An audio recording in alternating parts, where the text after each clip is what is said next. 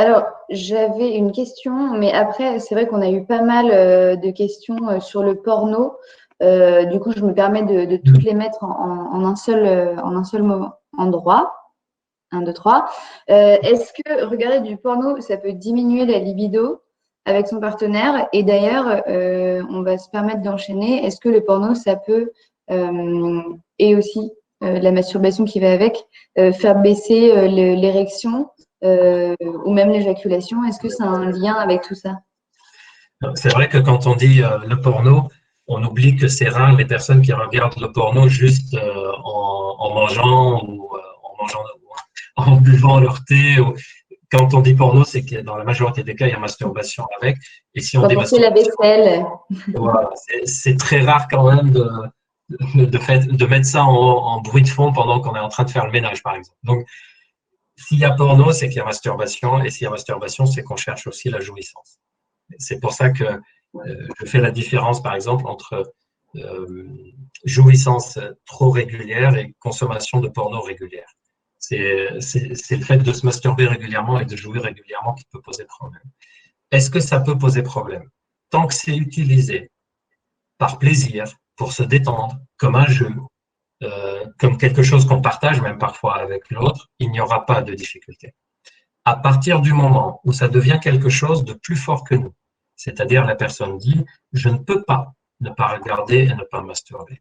Dès que je suis un peu stressé, dès que je m'ennuie, dès que j'ai rien à faire, je me sens obligé de le faire. C'est quelque chose de plus fort que moi, c'est devenu un besoin. Là, oui, ça peut avoir des conséquences. Pourquoi? Il y a 2 raisons. La première, c'est que si j'utilise beaucoup le porno et la masturbation, c'est que je suis pas très bien. C'est que je suis en train de chercher à me détendre de cette façon-là, ou je suis en train de chercher d'oublier des soucis. C'est un peu comme si je buvais de l'alcool. Et si je suis pas très bien, c'est que sexuellement, ça n'ira pas très bien. L'autre raison, c'est que c'est très difficile d'avoir une vie sexuelle relationnelle épanouie en étant très imprégné par le porno. Et là, je vais essayer d'être bref parce que mais c'est très important. Quand on regarde le porno, s'il y a une scène qui ne nous plaît pas, on fait quoi? On zappe. On va aller regarder le film qui nous excite vraiment. Et on va pas regarder les autres films. On va choisir. On ne peut pas faire ça dans la vraie vie.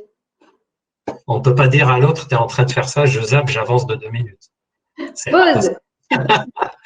Et donc, déjà, ça perturbe notre fonctionnement. Et l'autre chose, c'est que dans le porno, comme on va directement chercher l'excitation maximale, on va choisir ce qui nous excite. Il n'y a personne qui va regarder le porno en disant ça m'excite pas, mais il faut que je m'échauffe 5 minutes. On va directement sur ce qui nous excite.